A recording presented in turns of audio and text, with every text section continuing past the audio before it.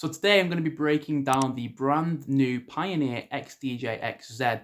I'm going to be putting up against the great Pioneer XDJ-RX2.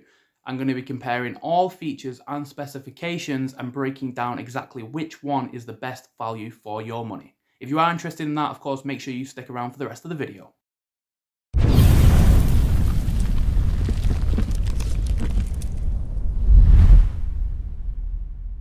So yo, how you doing? Welcome back to my channel. I'm DJ Kiz Walsh, and today I'm going to be expanding on the video I made yesterday where I gave you my opinion on the just announced XZ.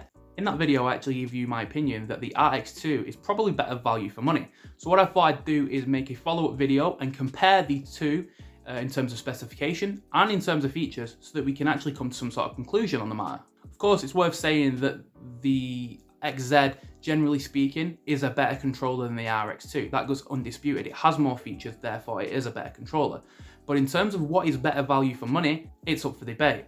Of course, the price is something you have to take into consideration when you're buying a controller, especially when the price difference is as much as this is. So first of all, both controllers have the exact same amount of performance pads. They both have 8 on each player, and they both feature the same features above the performance pads, so they're absolutely equal in terms of these. They both have the exact same loop, sync and vinyl settings, and they are pretty much in the exact same place too. So again, these are pretty much identical. One big difference, however, is the size of the jog wheels. The RX2's jog wheels are considerably smaller, mainly because the XZ's jog wheels feature a screen in the middle which feature information about beats per minute, key of the song, and exactly whereabouts in the song that the track is playing. The top of the standalone mixers are also the exact same, both replicate the Nexus mixer setup, the exact same buttons in the exact same area. Again, these can't be split. Now, one of the biggest differences between these two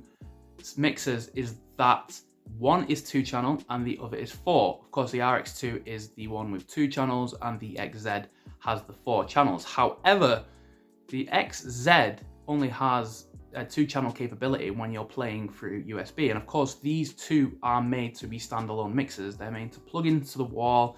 You plug your USB in and it's ready to go. You don't need an internet connection. You don't need to connect it to a computer. They are literally there, done, ready to go. So the fact that the XZ can't be used as a 4-channel mixer as a standalone player, it kind of dampens the experience a little bit. The fact that you need to either plug it into a laptop or plug in external players, of course, kind of defeats the purpose of it being a standalone all-in-one mixer. But that being said, of course, it is good that the capabilities are there. Of course, it does suck a little bit that you have to plug in external things, but as again, at least it's there, at least it's usable, at least you can do that. Where of course with the RX2, you can't. Also, the systems have the exact same tempo adjust, so there's no differences there either. Now, the XDJ-RX2 actually has 4 color effects, where the XZ actually has 6. So there is more creative capabilities in terms of color effects that are available on the XZ. The RX2 has 8 beat effects, where the XZ has 14. So again, more creative techniques available, more creativity, and they both have the same depth and channel effects settings also. And of course, one of the big differences in these systems is the size. The XZ is considerably bigger and it weighs considerably more.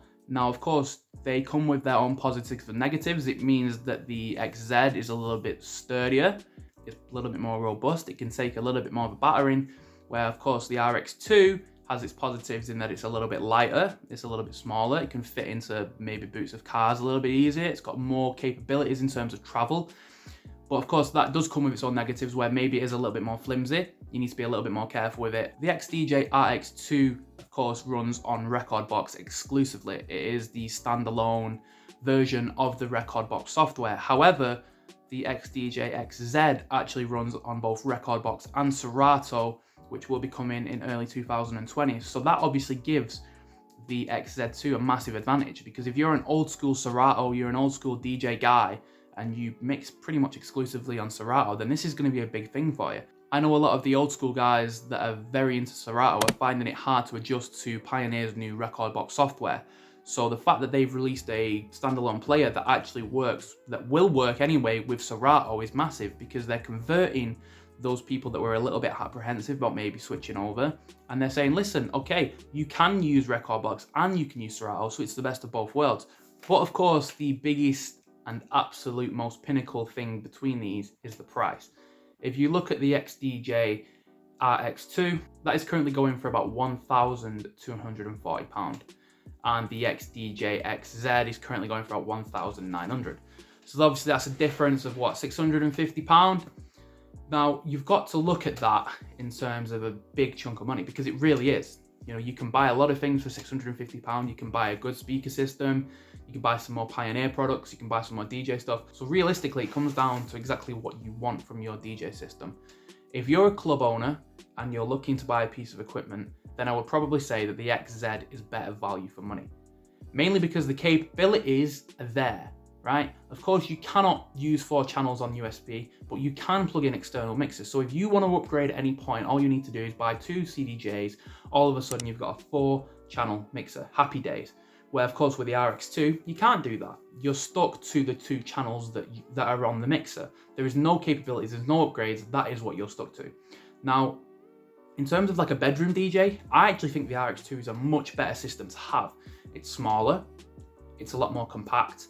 It's just built really in mind for being in a bedroom. It's built for practicing. It's built for becoming a professional DJ at home. Now, it doesn't mean that it's not a good piece of kit. As we've seen, it's pretty much identical in terms of the features and in terms of everything it has as the XZ. But, of course, the XZ does contain a few more features. We've seen with the effects, especially, it does contain them few more things, and of course the jog wheels. So which one exactly do I think you should buy? Well, it just comes down to what you want. If you are a personal DJ and you're buying a piece of equipment for yourself, I would 100% say that the XZ is not the controller for you. The RX2 is much better value for money, and your £650 can be invested in other pieces of equipment like speakers, headphones, desks, whatever you need, so that you can make your system and your setup as good as possible. However, if you are a club or a bar and you're looking to buy a DJ system, then the XZ is a perfect piece of kit for you, because it means you can take the club standard setup and you can put that out there at a much lower price. It means that when you do hire DJs, it means that they can come straight in from using the club standard setup and they can be instantly used to this because it's perfectly mapped, it's perfectly the same, and they can come in and they're ready to go, and there's no learning curve there, and it's of course something that you want to do. Of course, another one of the big factors is the Serato that's coming in 2020. How big that will be as a factor, time will only tell. I can't really see many people buying this controller, if I'm honest. I don't think that the XZ is going to fly off the shelves and be a crazy selling item. I definitely think it's going to sell alright. I think there's definitely got a market in terms of the clubs and the bars, because it is a good priced product for what you get. But in terms of like the RX2 was flying off the shelves, the excitement about personal DJs buying it, I don't think that this standalone player, this new one, has quite the same buzz about it as the RX2 did. So there we go. Hopefully you've come to some sort of conclusion about which one you think is better. I know personally I think the RX2 is better, and if I had, let's say, £2,000 spare, what would I buy? I'd rather buy the RX2 and go out and buy myself a really good set of speakers to go with them than just have the XZ. Now, of course, that is coming from a personal DJ point of view, who obviously I don't have to buy a piece of equipment to use in a club. So if I did, maybe my opinion would be different, but I'm purely looking at it from a personal point of view, where I'd be playing it at home, I'd be possibly transferring it to bars, and for me anyway, the RX2 makes a little bit more sense in terms of that.